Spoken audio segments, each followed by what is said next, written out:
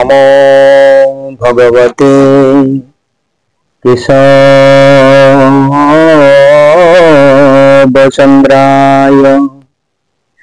ओम नमो भगवते चरमनाथाय।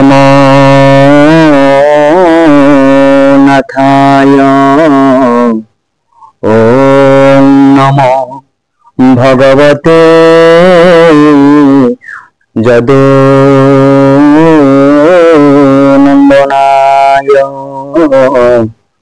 ओम नमो भगवते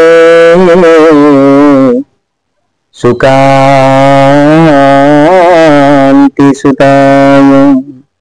विश्व भातृत्व दिव्यात्मा परिषद, अच्युत गुप्त ब्रह्म संघ, क्षितिज्योति आश्रम स्वर्णक्षेत्र महांगा, भारत वर्षर ओडिशा राज्य अंतर्गत कटक जिले में पूर्ण परम ब्रह्म गुरुस्वामी श्री श्री केशव नारायण कलिजुगर अवतारी ब्रह्म भक्त साधुसंत ऋषि मुनि मानक उद्धार करने, साधुसंत मानक परित्राण करने, धर्म स्थापन करने, दुष्कृतिर विनाश करने पुनर्बार से नर रूपे महांगा ब्लॉक अंतर्गत बगार ग्राम रे आविर्भाव होई हजार हजार कोटि कोटि लीला करि जाइछन्ति, एबे मध्य करूछन्ति। सेई लीला क्षेत्र भूमि को आधार करी आमे आसी पहुंच जाइछु जाजपुर जिला अंतर्गत रत्नगिरी ग्राम रे थिबा भगवान बुद्धंकर लीला क्षेत्र। ए जाजपुर जिलार रत्नगिरीर ए जो पीठ, ए रत्नगिरी पीठरे प्रभु बुद्धदेव अनेक लीला करथिले। सेई बुद्धंकर लीला क्षेत्र रे कलिजुगर अवतारी ब्रह्म गुरुस्वामी श्री श्री केशव नारायण अनेक थर एठी आसी अनेक गुप्त रहस्यर लीला भक्तानुगत शिष्य मानक संगे करि जाइछन्ति। आज से भली एक पवित्र समय उपनीत होईछि। आमे केन्द्रापड़ा जिला अंतर्गत इंदुपुर शाखार भिखारी भाई सह भेटिचे। से कल्की नारायण पूर्ण परम ब्रह्म गुरुस्वामी लीला संपर्क में किसी विश्ववासी को जनवा उद्देश्य रे।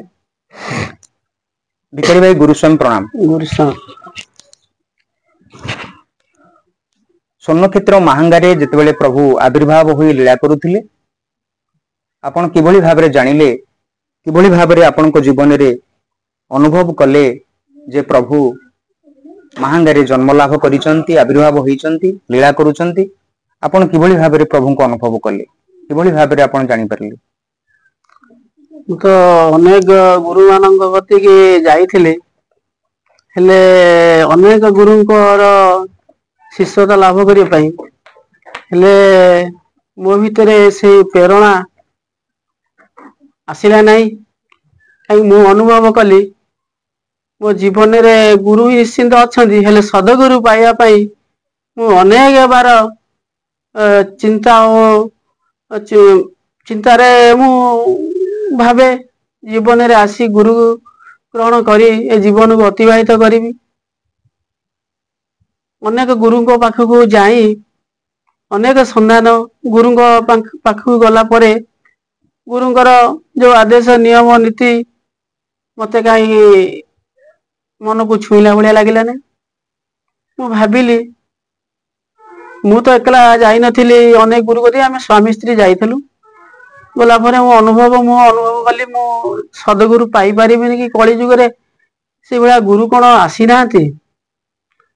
मो भितरे जो प्रेरणा सृष्टि होतला मोर पूर्ण ब्रह्म परमेश्वर को पाइया पाई अनेक दिन भितरे बीती जाइथला। ता भितरे मु गुरु को पाई नथिली। आम इंदुपुर बारणी तीर्थ घाटेरे प्रभु विश्व शांति कैवल्य महायज्ञ कले।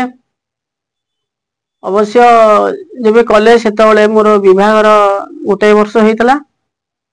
हेला परे आमर प्रकाश भाई जे सब बुझाबुझी करती से अनेक भाई मानक नहीं इंदुपुरे गुरु भाई अण गुरु भाई को नहीं प्रभुंकर यज्ञ कार्यक्रम आरंभ करते प्रभुंकर निर्देश रे होइतला। एतिक मु जानी मांगा ठाकुर आसीबे एठी ବିଶ୍ୱଶାନ୍ତି କୈବଲ୍ୟ ମହାଯଜ୍ଞ 5 ଦିନ ଧରି ହବ।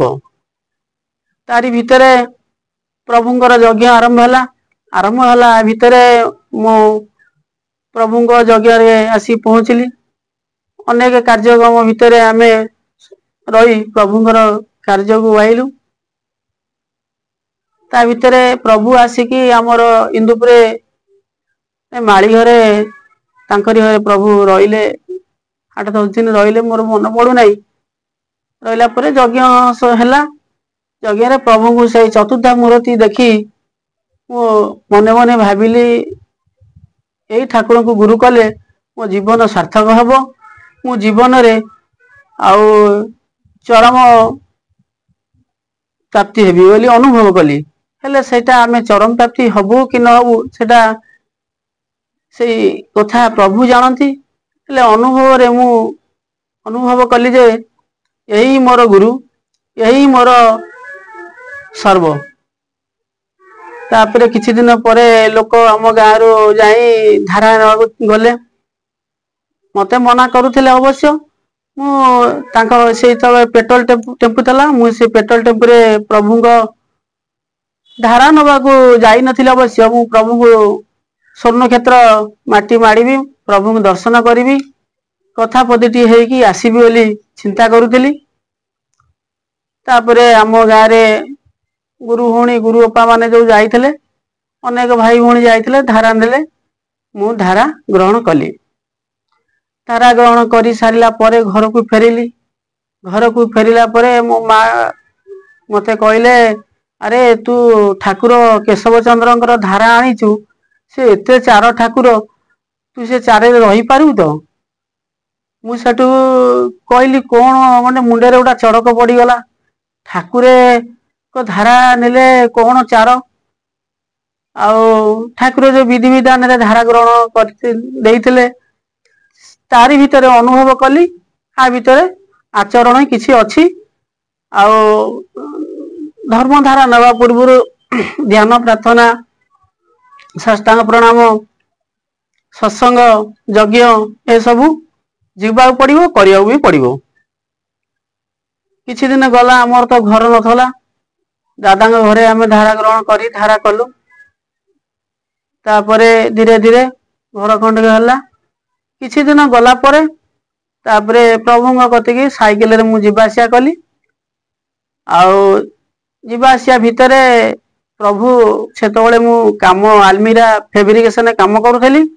ସେତେବେଳେ ଠାକୁର ମତେ ଡାକିଲେ, କହିଲେ, ଆରେ ଇନ୍ଦୁପୁର ଶୀତ ସାର୍ ଙ୍କୁ କହିଲେ, ଇନ୍ଦୁପୁର ସେ ଶୀତ ସାରେ ଭିକାରୀ ଶୀତ ସାରେ ଆମର ଯିଏ ଅଛନ୍ତି, ବାପୁଜୀ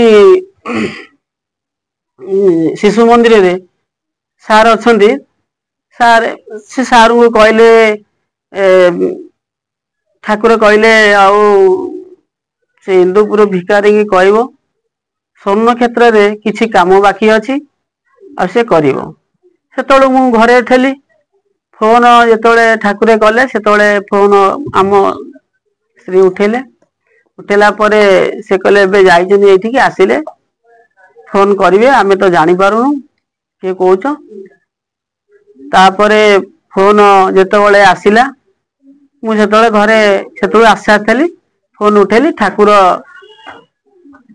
ଶ୍ରୀମୁଖରୁ କହିଲେ, ଆମ କାମ ତମେ କରିବାକୁ ଆସିଛ, ଆମ କାମ ତୁମେ କରିବ।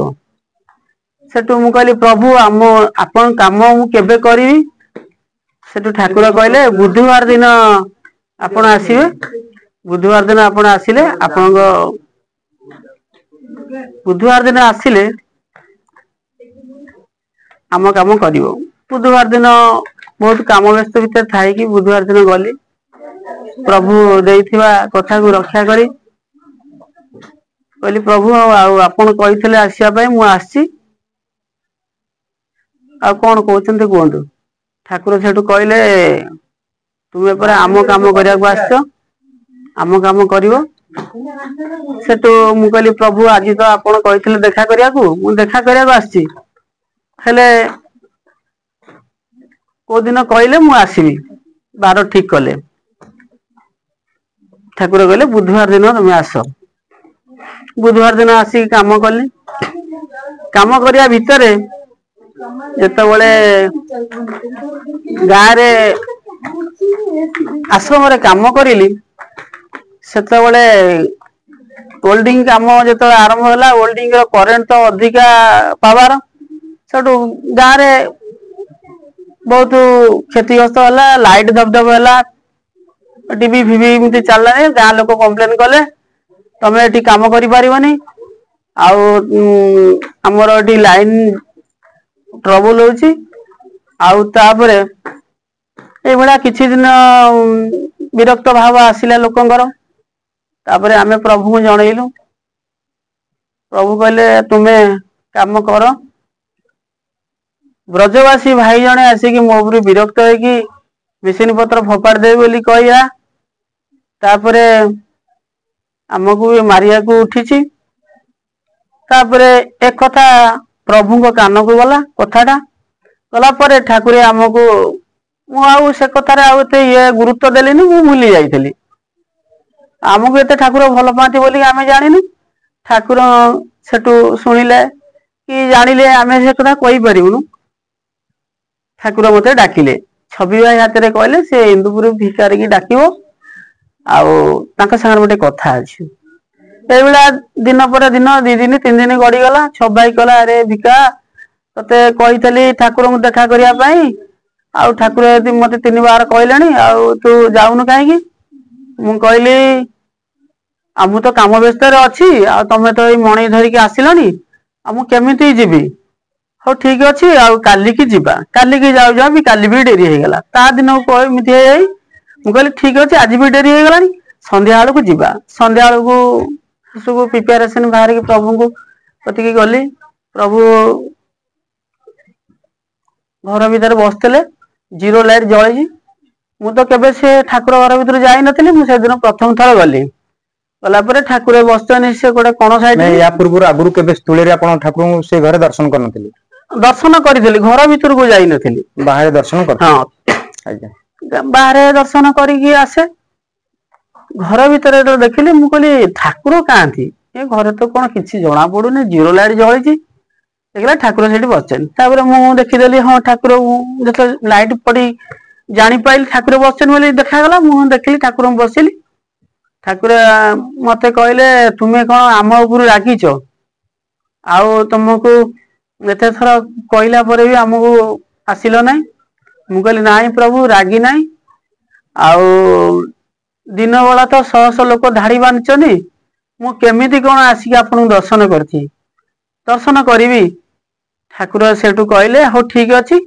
ତୁମେ ଏଥରକ 8ଟାରୁ 11ଟା ବେଳ ସମୟ ଯାକ ତମେ ଆସିବ ଆସିଲେ ଆମ ସାଙ୍ଗ ଦର୍ଶନ କରିପାରିବ ରାତିରେ ରାତିରେ 8ଟାରୁ 11ଟା ତାପରେ ମୁଁ କହିଲି ପ୍ରଭୁ ଆଉ ଡାକିଥିଲେ କାହିଁକି କହୁନାହାନ୍ତି ପ୍ରଭୁ କହିଲେ ଆଉ ଯୋଉ କାମ କରୁଥିଲ ତମକୁ ବ୍ରଜବାସୀ ସିଏ ତମକୁ ବିଗିଡିଛନ୍ତି ଗାଳି ଦେଇଛନ୍ତି ଆଉ ମନ ଦୁଃଖ କରିବ ନାହିଁ ଆମେ କହୁଛୁ ମୁଁ କହିଲି ପ୍ରଭୁ ଆପଣଙ୍କ କାମକୁ ଆସିଛି ଆଉ ମନ ଦୁଃଖ କାହିଁକି କରିବି ସେ କହିଲେ ଆଉ ମନ ଦୁଃଖ ମୁଁ କରିବି ନାହିଁ ତାପରେ କିଛି ଦିନ ପରେ ସେଇ କାମ ସେଇ ଲାଇନରେ ସେଇ କାମ ହେଲା ଯୋଉ ବ୍ରଜବାସୀ ମାନେ ମୋ ଉପରେ ବିରକ୍ତ ହେଇଥିଲେ ସେଇମାନେ ଶ୍ରଦ୍ଧା ସ୍ନେହ କି ଆନନ୍ଦ ଦେଲେ ଭଲ ପାଇବା ଦେଲେ ସେ ପ୍ରଭୁଙ୍କର ଲୀଳା ତାପରେ ଏମିତି କିଛି ଦିନ ଗଲା ପରେ ମୋର ଗୋଟେ ମେସିନ୍ ଥିଲା air cooler machine oil cooler machine air cooler machine ଟା ଫ୍ୟାନ ରେ ଚାଲେ ଅଏଲ କୁଲର ମେସିନ୍ ଟା ସେଟା ଅଏଲ ଟା ଦରକାର ହୁଏ ଆଜ୍ଞା ମୁଁ ପ୍ରଭୁଙ୍କୁ କହିଲି ପ୍ରଭୁ ଆଉ ଏଇଟା ଜଷ୍ଟ କାମ ପାଇଁ ଏୟାର କୁଲର ମେସିନ ଟା କାମ କରିପାରିବ ଅଏଲ କୁଲର ମେସିନ ଟା ହେଲେ 8 ଘଣ୍ଟା 10 ଘଣ୍ଟା ଯେତେ କାମ କଲେ ଅଏଲ ଟା ପଶିଲେ କାମ ହବ ନହେଲେ ହେଇପାରିବ ନାହିଁ ଠାକୁର କହିଲେ ଆଉ ଅଏଲ କେତେ ଟଙ୍କା ଖର୍ଚ୍ଚ ହବ କି ମୁଁ କହିଲି ନାଇଁ ପ୍ରଭୁ ଅଏଲ ତ ଏଇଖା ଟ୍ରାନ୍ସଫର୍ମ ଅଏଲ ମିଳିବା କଷ୍ଟ ହେଲେ ଅତିକରେ ପଇସା ଦେଲେ କଟକରୁ 5,000 ଟଙ୍କା ଦେଲେ ଆସି ହବ ଆଉ ତାପରେ ସୁମନ ଭାଇ ଜଣେ ନୋଳସାରୁ ଆମ କତିରେ କାମ କରୁଥିଲେ ହେଲ୍ପରିଂ ଠାକୁର କହିଲେ ସେ ସୁମନ ଯିଏ ତମ ସାଙ୍ଗରେ ଯିଏ କାମ କରୁଛି ତାଙ୍କୁ କୁହ ସିଏ ଆପଣ ଯେତେବେଳେ ଏଇ କଥା ଠାକୁରଙ୍କ ସହ ଆଲୋଚନା କରୁଥିଲେ ସେତେବେଳେ କଣ ରାତିରେ ଆଲୋଚନା କରୁଥିଲେ ନା ରାତିରେ ଆଲୋଚନା କେତେ ରାତିରେ ରାତି 8ଟା ଖଣ୍ଡେ ବେଳ ହବ। ରାତିରେ ପ୍ରଭୁଙ୍କ ସହିତ ଏଇ ତେଲ ସମ୍ପର୍କରେ ଆଲୋଚନା ଆଜ୍ଞା କରିଥିଲେ। ଆଜ୍ଞା। ତାପରେ ଠାକୁର କହିଲେ ଆଉ ସେ ସୁମନ ଯିଏ ତମ ସାଙ୍ଗରେ କାମ କରୁଛି ତାଙ୍କରି ଘର ସାଇଡରେ ଅଏଲ ମିଳିବ, ଆଉ ତାଙ୍କ ସାଙ୍ଗେ ଯୋଗାଯୋଗ କର ମିଳିଯିବ। ମୁଁ ସେଇ ସୁମନ ହେଇକି ଆସିକି ପ୍ରଭୁ କଥାପତନ ହେଇସାରିଲା ପରେ ଆସିଲି। ଆସିଲା ପରେ ମୁଁ କହିଲି ସୁମନ ଭାଇ ଆଉ ଠାକୁର କହୁଥିଲେ ତମ ଘର ଆଡେ କୋଉଠି ଅଏଲ ବିକ୍ରି ହଉଛି ନା ମିଳୁଛି? କହିଲା କି ଅଏଲ? ମୁଁ କହିଲି ଟ୍ରାନ୍ସଫର୍ମ ଅଏଲ। କହିଲା ହଁ ଗୋଟେ ଜାଗାରେ ଅଛି। ଆମ ଘର ପାଖରେ ଗୋଟେ ଜାଗାରେ ଅଛି ଟ୍ରାନ୍ସଫର୍ମ ଅଏଲ। ସେ ଗୋଟେ ନାଳରେ ସେଇ ମାନେ ଆମର ଟ୍ରାନ୍ସଫର୍ମ ଅଏଲ ଟା କଣ ହେଇଛି ମାନେ ଯାଉଛି ମାନେ ତାର ଯୋଉ ଖୁଣ୍ଟ ଟା ନଈଁ ପଡିଛି, ଟ୍ରାନ୍ସଫର୍ମର ଅଏଲ ଗୁଡା ବହି ଯାଉଛି ନାଳ ଭିତରକୁ। ମୁଁ କହିଲି ତାହେଲେ ଆମେ କଣ କରିବା? ସେଇ ଅଏଲ ଟାକୁ କହିଲେ ହଁ ସେଇ ଅଏଲ ଘିନି ଆସିବେ, ନଷ୍ଟ ହେଇଯାଉଛି ନାଳରେ ପଡି ଯାଉଛି, ସେ ଅଏଲକୁ ଯିବା ଆଣିବା ଆଉ। ସେଠୁ ଆମେ ଆଶ୍ରମରୁ ମୋର ସେତେବେଳେ ଭେସ୍ଲା ଗାଡିଟା ଆଶ୍ରମରୁ ସୁମନ ଭାଇଙ୍କ ଘର କେତେ କିଲୋମିଟର? 30 କିଲୋମିଟର। ସେତେବେଳେ ରାତିରେ 9ଟା ବେଳେ ପହଞ୍ଚିଲୁ, ଜଙ୍ଗଲ କତିକି ଗଲୁ। ତାପରେ ଠାକୁର ଆମକୁ କହିଲେ ଅଏଲ ମିଳିବ ତମେ ନେଇ ଆସିବ। ସେଟା ଆସିକି ଆଣିଲା ପରେ ଜଣେ ଲୋକ ଝାଡା ଆସିଥିଲା, ସିଏ ଆମ ଫଟୋ ଉଠେଇ ନେଇଗଲା କୋଉଠି ମୋବାଇଲରେ। ଯେତେବେଳେ ନେଇଗଲା କହିଲା ତମେ ଆସିକି ଟ୍ରାନ୍ସଫର୍ମ ଅଏଲରୁ ଏଠି ଅଏଲ ଟା ନଉଛ, ଆଉ ଆମ ଗାଁରେ ଟ୍ରାନ୍ସଫର୍ମ ଅଏଲ ନୂଆ ଟ୍ରାନ୍ସଫର୍ମ ବସିଥିଲା। ଆମେ କହିଲୁ ଆମେ କଣ ମନକୁ ନଉଛୁ, ଆମକୁ ବା ଠାକୁର ପଠେଇଛନ୍ତି। ସିଏ ଆଉ ଠାକୁର କଣ ଜାଣିଛି।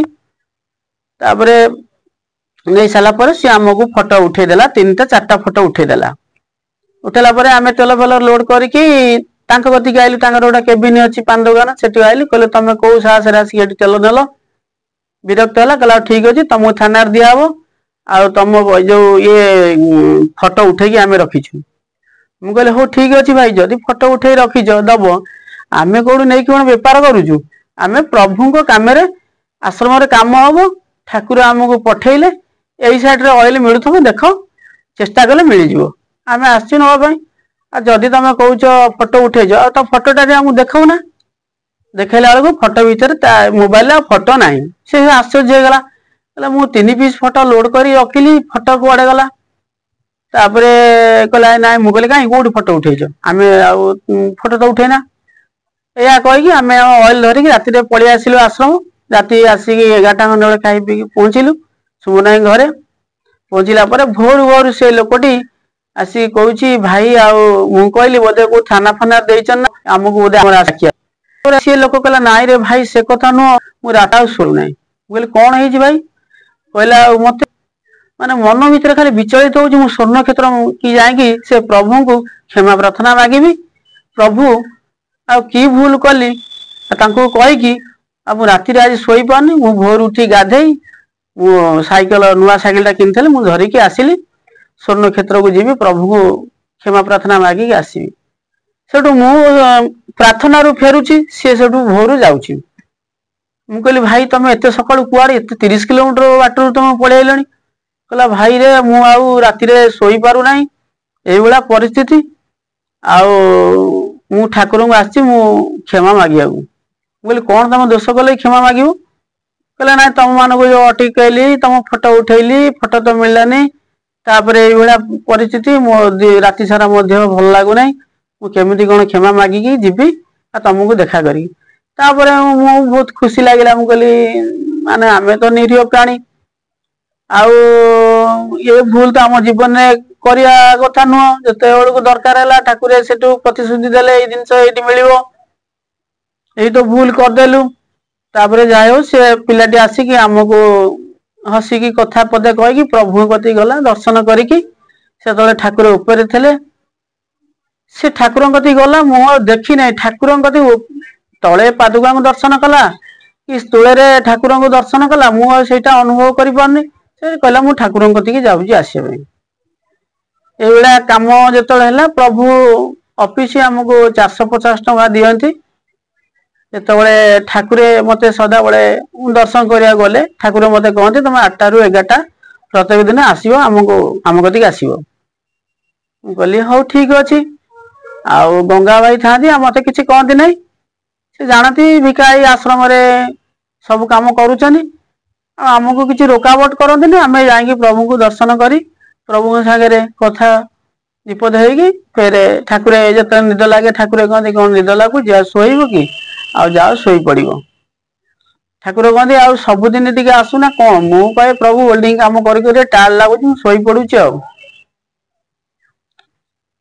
तापर किछि दिन गला परे ठाकुरे मते तांको तरफुरु कहले बसतले कहले आउ तमे कौन चाहूच कहना मु कहली प्रभु मु के चाहूनी मु धन जन टंका सुना किछि चाहूनी हेले तुमे मो पाखे सदा सर्वदा रहिबा दरकार मु एतिकी चाहूची ठाकुर सेठु हसिले सेते बेलकू हमर पादुका मेला सरी जाइतला ठाकुर मते कहले आउ तुमे संक्रांति दिन आस आउ आम कथिकी आ घर लोक नहीं दी तीन जन आसो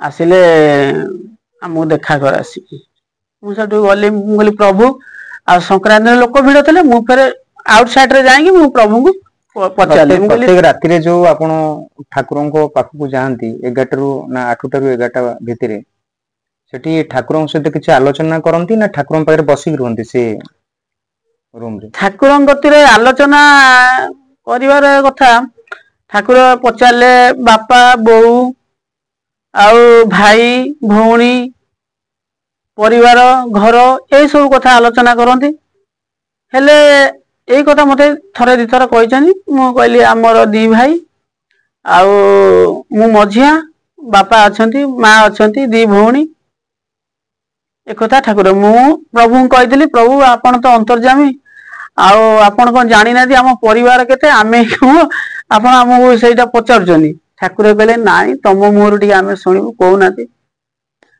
मु कहली हो ठीक अच्छे प्रभु कहूँ एक कथा कही अनेक आलोचना है प्रभु सब बेले कहती आउ आश्रम जी पैसा दौची से तुम प्रतिपोषण हो पारुच मु कहली हाँ प्रभु आपन जी दौरान से प्रतिपोषण भलरे अच्छी किसी असुविधा ना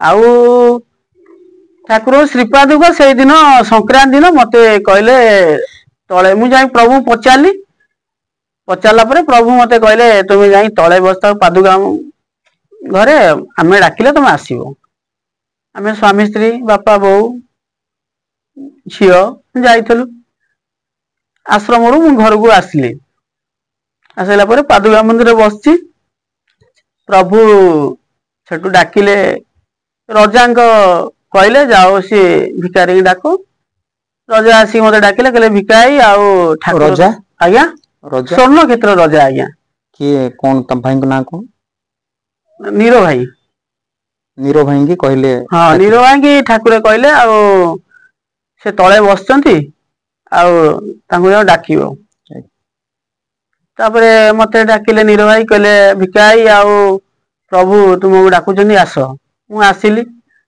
मु आसिला बेलू प्रभु श्रीपादुका गोटे थाली रे धरी एमती दी हाथ धरिकी रखिचनी मु देखिली ठाकुर श्रीपादुका धरचनी सेटू मते माने दौचनी श्रीपादुका ताकर धीर कथारे मते दौचनी आ मु कहली आ प्रभु मु एकला धरिबी ना स्वामी स्त्री धरिबू तापरे आमे स्वामी स्त्री से कहले स्वामी स्त्री से पादुका धरिलु धरला परे मु से पादुका मो स्त्री हाथ को देदेली मुंड को स्त्री जो आसिक गेट कति आइले सी अनुभव कला कहला पादुका तो एत ओजन नुह मांकड़ा पथर भाया कौन ओजन लगुच आउ मु कहली सेटा तो मु कहि पारे सेटा माने प्रभुंकर इच्छा जा तापरे धारा ग्रहण मु प्रथम करथिली स्त्री करि नथला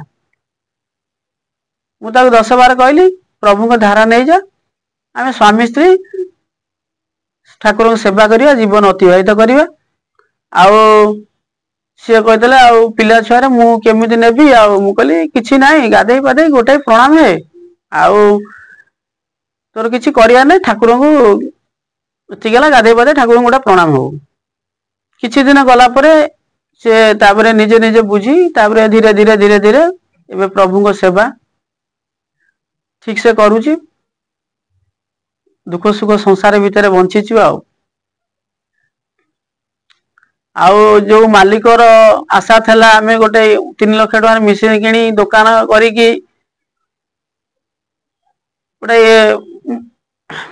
ବେପାର କରିକି ଗୋଟେ ବିଜନେସ କରିବି ଆମର ଯୋଉ ପିଲାମାନଙ୍କୁ ନେଇକି, ସିଏ ଆଉ ହେଇପାରିଲାନି। ସେ ଜୀବନରେ ସେ ସ୍ୱପ୍ନ ଗୁଡା କୁଆଡେ ମିଳେଇ ଗଲା। ପ୍ରଭୁଙ୍କ କତିରେ ଯେତେବେଳେ ରହିଲି କିଛି ଦିନ, ଧୀରେ ଧୀରେ ମନ ଭିତରେ ଯୋଉ ଅସ୍ଥିରତା ଥିଲା ସେ ସ୍ଥିର ହେଲା। ଆଉ ଠାକୁରେ ଶ୍ରୀପାଦୁକା ଦେଲା ପରେ ଆଜ୍ଞା ତାପରେ ଅନ୍ୟାନ୍ୟ ଆଉ କିଛି ଜୀବନରେ ଲୀଳା ଘଟିଛି? ଶ୍ରୀପାଦୁକା ଦେଲା ପରେ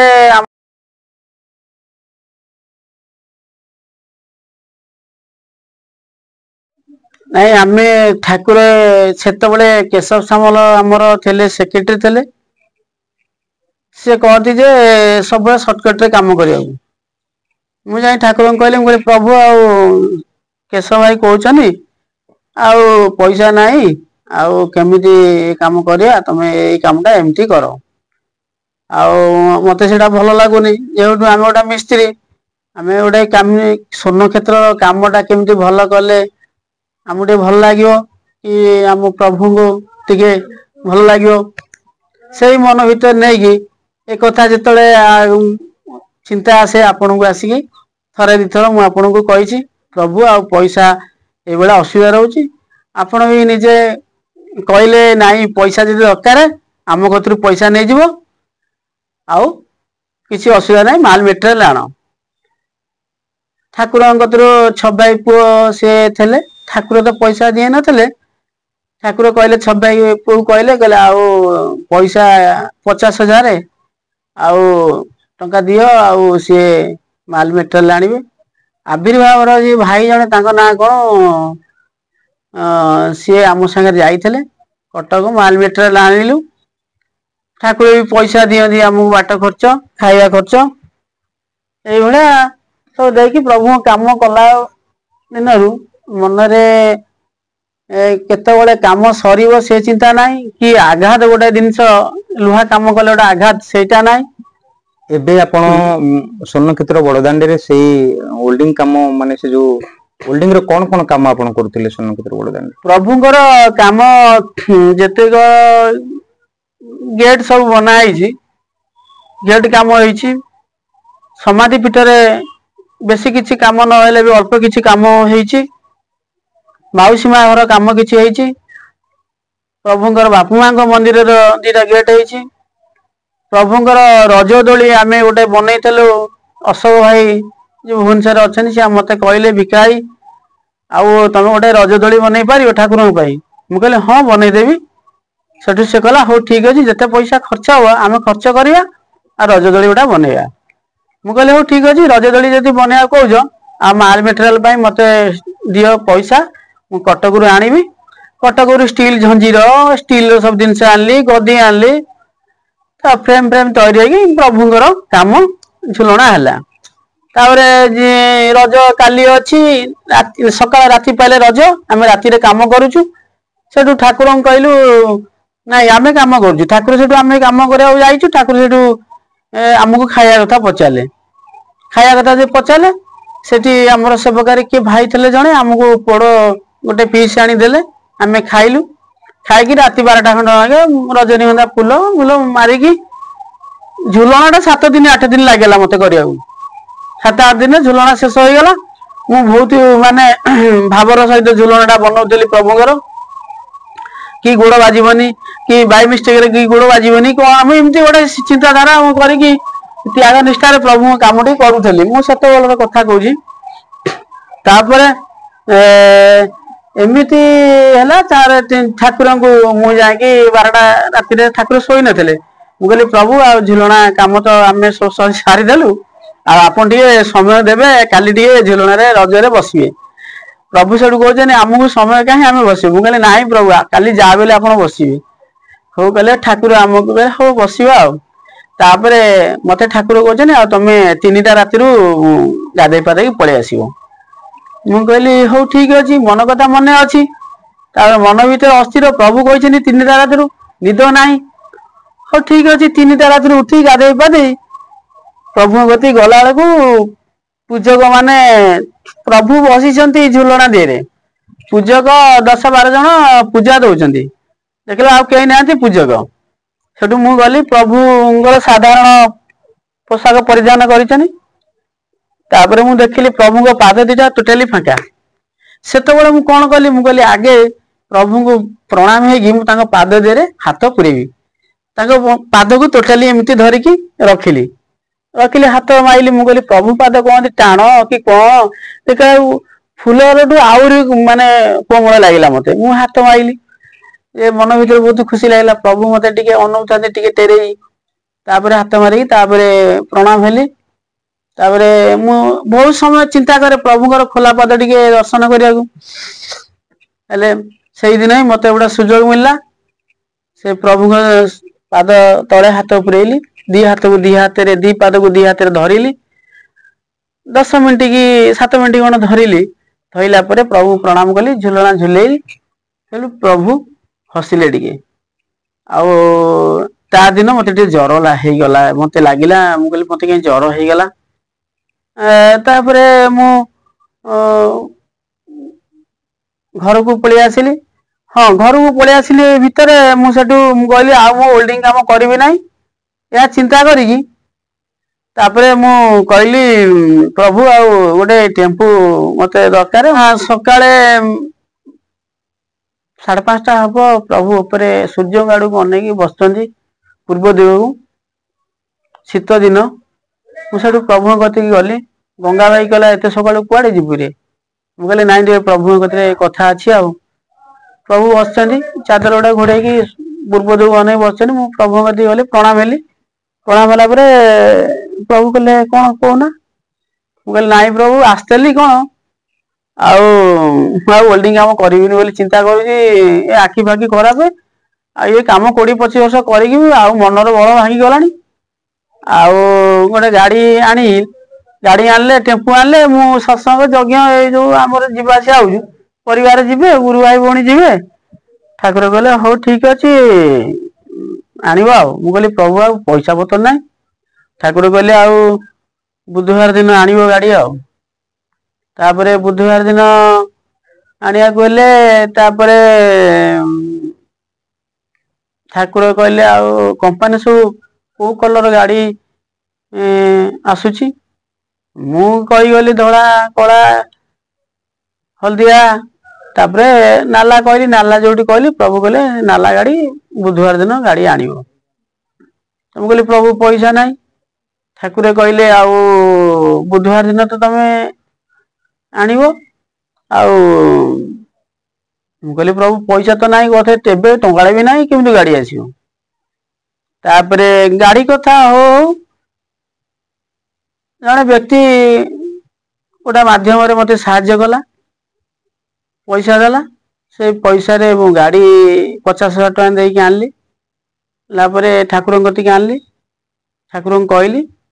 ତାପରେ ଧୀରେ ଧୀରେ ଗାଡି କିସ୍ତିରେ ଆଣି, ଗାଡି କିସ୍ତି ସୁଝିଲା ପରେ ତାପରେ ପ୍ରଭୁ କାମରେ ଗାଡି ପରିବା ପତ୍ର ଆସେ, ପ୍ଲସ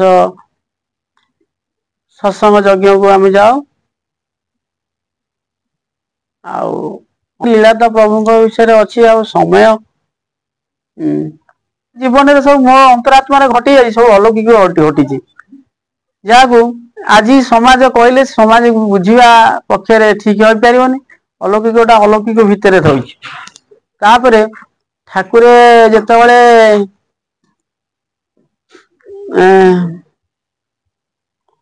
ଠାକୁରଙ୍କୁ ଯୋଉ ଦିନ ଆମେ ପାଇଲୁ, ସେଇଦିନଠୁ ଆମ ଭିତରେ ଥିବା ଯୋଉ ଚିନ୍ତା, ଅସ୍ଥିର ମାଇଣ୍ଡ ସ୍ଥିର ହେଇଯାଇଛି। ଆଉ ପାହାଡ ଭଳିଆ ଦୁଃଖ ଭିତରେ ବି ସୁଖ ଆସିଛି। ପ୍ରଭୁଙ୍କ ଅଲୌକିକ, ଅନେକ ଅଲୌକିକ। ଅଲୌକିକ ବିଷୟରେ ଆପଣଙ୍କୁ କହିଲେ ନାଇଁ ସେମିତି ହଁ କିଛି ଆପଣ ଯେମିତି ଆମର ଠାକୁରଙ୍କର ଅନେକ ଦିବ୍ୟ ଚିହ୍ନ ଅଛି, ଶଙ୍ଖ, ଚକ୍ର, ଗଦା, ପଦ୍ମ, ଅନ୍ୟାନ୍ୟ ଝୁମ୍ପୁର ଚିହ୍ନ ପାଖରୁ ଆରମ୍ଭ କରି ଅଷ୍ଟାଦଶ ଦିବ୍ୟ ଗୁଣ, ଦିବ୍ୟ ତତ୍ଵ ଠାକୁରଙ୍କ ପାଖରେ ନିହିତ ହେଇ ରହିଛି। तो सेई सब चिन्ह भितरु किछि आपणको भाग्य रे जुटिछि कि सेमती जेमती हमर ब्रजवासी नाଇଁ ନାଇଁ ସେଇଟା ସତ୍ୟ ବଚନକୁ କହିକି ମିଥ୍ୟାର କଥା ଆମେ କହିପାରିବୁନି। आज्ञा आज्ञा अच्छा जाओ आपणको जीवन रे सेई परम प्रेममय चिन्मय घन सुंदर सचितानंद असीम अनंत अनाकार निराकार निरंजन अखिल ब्रह्मांडपति जगन्नाथ जगतर नाथ आपणको जीवन रे ए जो भक्ति भावर लीला कराइचंती घटाइचंती एक विश्व विदित आउ सेई जगत कल्याणर बाट अनेक गुरु भाई भूण माननकु प्रेरणा जोगेबो ए लीला माध्यम रे आपण माननको पाखरे आपण माननकर पाखरे आपण माननकर सह जो सूक्ष्म सत्ता लीला करूथिले स्थूल देहरे ता सम्यक सूचना देले आमे ताकू देई परिबानी कि शास्त्र आकार रे लेखि मध्य से लीलार वर्णना करि परिबानी आउ जेते जेमिति जेभली भाबरे कहले मध्य आमे संपूर्ण भाबरे तांको लीला को आमे बखाणी परिबानी तथापि आपण मानको निकट रे आमे पहुंचाइलु जो